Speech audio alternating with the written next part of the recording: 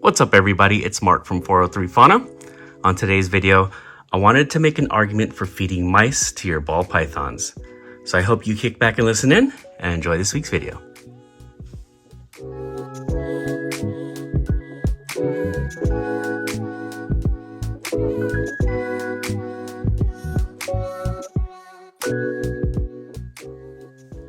So I get all my frozen rodents from Lane Labs Inc. They're here in California, so they're shipped to me very quickly and affordably. And they come in these wonderful vacuum sealed pouches. And I really like them. Their prices are comparable to any of the other companies out there. And the rodents are super clean. Now, mice used to have a stigma to them in feeding them to your ball pythons. And people would say that they would get stuck on them and it would be hard to switch them over to rats.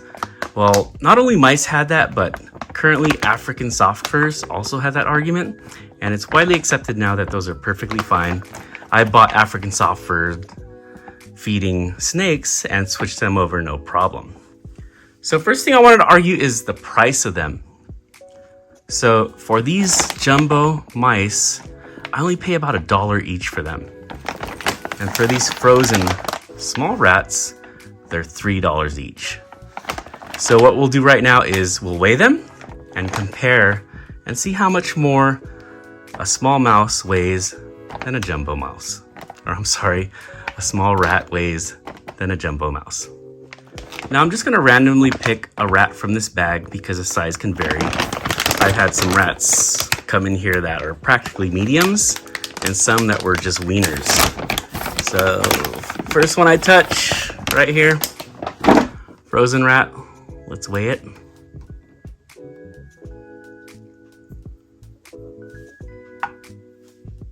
$62 grams. So let's compare that with a mouse. So again, I'm just gonna randomly grab first mouse that I touch. I've had like pregnant moms in here that were pretty big. So we got a little jumbo mouse here. Let's weigh it. And we can see it's 30 grams. Let's grab another one. So if I were to feed my snake 2 of these, it would pretty much equal 1 small rat.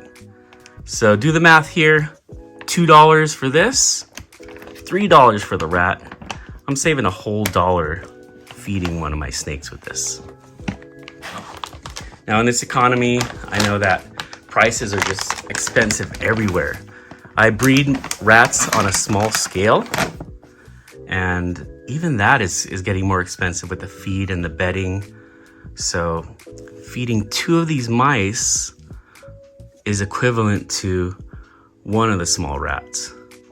Now I like to feed once a week my animals, but those that are on the mice, what I'll do is I'll feed them once on Wednesday and then once on Sunday.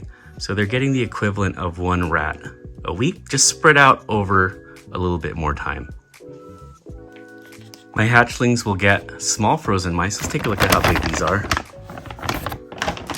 So these are really small, probably equivalent to a rat fuzzy. And these work really well with the hatchlings. In fact, my hatchlings are growing so well, I'm probably gonna size up to medium, or maybe even try some jumbos on some of them. Let's just weigh it real quick. So for a small mouse, 9 grams. Really tiny, but the hatchlings love them. Now there are some of my hatchlings that just don't want to eat these and they'll get a live rat pup, which again I do produce on a small scale, or even a hopper mouse. Here goes one of my hatchlings that loves her frozen thawed mice, and we can see she is certainly not lacking in the chunkiness department. This right here is a female pinstripe, Enchi, double het desert ghost clown. I produced her and I'm really proud to have her. Look at how incredible her colors are. The pinstripes have that white outline to them. Her back is shimmery it just reflects the light really cool. And the enchiness has cleaned it up. And and given her this bright orangish color. So let me show you how I defrost my rodents, and we'll feed a few of these younglings here. And then I wanted to share with you some of the adults and even show you a pairing that I did. So let's check it out. Now here's what's on the menu tonight for the snakes. My rats are finally starting to produce, so I've got some pups for the ones that prefer live. And I wanted to share with you this new little incubator I bought from school, or I brought from school. It hasn't been in use for a long time, and it works great for warming up frozen thawed rats and mice. So I've got some rats on the bottom here. I've got some small and jumbo mice in the back. So let's take a look at if the frozen thaw is ready to feed. And we can see these rats. Yeah, these guys are ready to go. How about the mice up here? Doesn't get as hot up here as the bottom. So I think I'll feed these mice or these rats off first, and then we'll get to the mice. So I move the mice down because it's much warmer down here. Let's see if they're ready. And temp gun's a little off.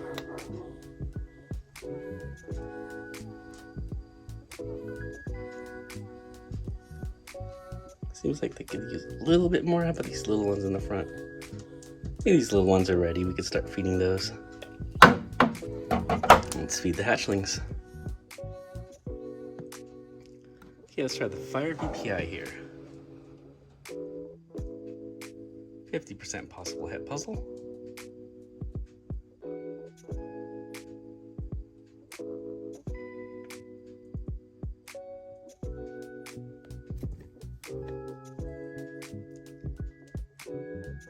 Ticket.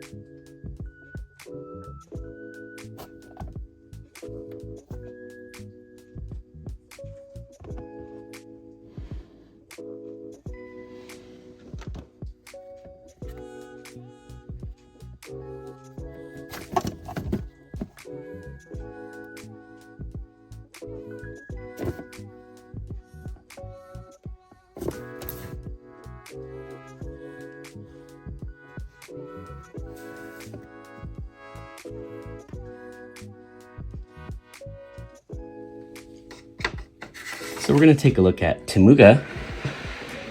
Temuga is my Mojave Het Monsoon. I got him in May from Dave Green Reptiles, and he was under 200 grams.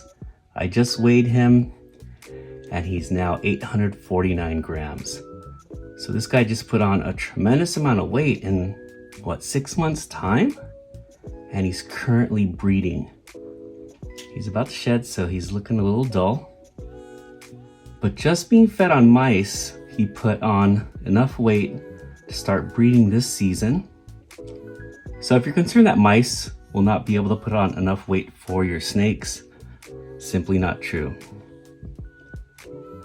I'm super excited for the prospects of this guy because he's going to a piebald and an Enchi clown this season, so double hets galore with this guy. So once again, Temuga, Mojave Het Monsoon from Dave Green Reptiles. So Temuga was paired up with Chloe the Piebald, or is currently being paired with. And they have had one lock so far. The first time I put them together, they did lock up. Now Chloe here, she's been a very sporadic eater for me ever since I got her. In fact, the only real consistent prey that she would eat was really small rats, live rats. I'm talking pup size for a big girl like her. That was really all she wanted. But when I started feeding her mice, she was just slamming them consistently. I just weighed her and she's just shy of 1,600 grams. So she was able to put on a good amount of weight and get her ready for the breeding season. And I will be producing some Mojave double het monsoon pieds. So crazy to think about, but bottom line is, if you're struggling feeding some of your ball pythons, try a different prey, whether that's ASFs or mice. But you know, I can't feed ASFs here in California, so mice is my other option, and it's done me really well. Now before we leave, I want to share with you a super exciting pairing. If you didn't think this was exciting enough, wait till you see what I got.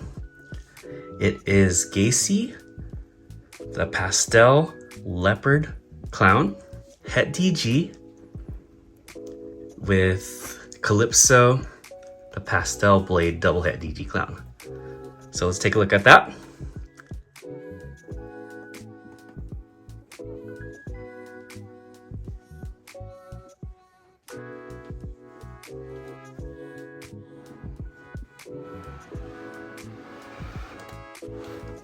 So it's been 2 days since initial pairing.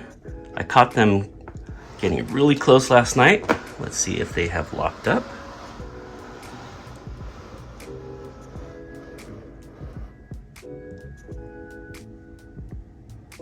So their tails are kind of hidden underneath them. Potentially could be a lock, but I can't say for sure. But that's definitely a positive sign there.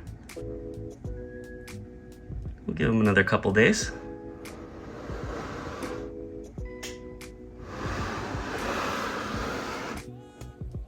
And here it is, guys. We officially have a lock. I don't know why my camera light's not turning on, but they're officially locked. Super excited about this one.